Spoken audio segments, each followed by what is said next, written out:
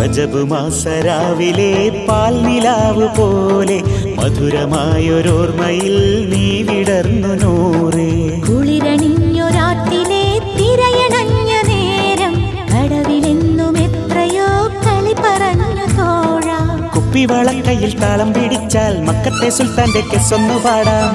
പവിഴപ്പളങ്കു കൊരുത്ത് നിന്നെ തിളങ്ങുന്ന പൊന്മാലയേകാം. നൂറേ നീയൻ കൽവിലെ പൂന്തോപ്പിൽ, നൂറേ നീ വെൺ ചെമ്പനി നീർ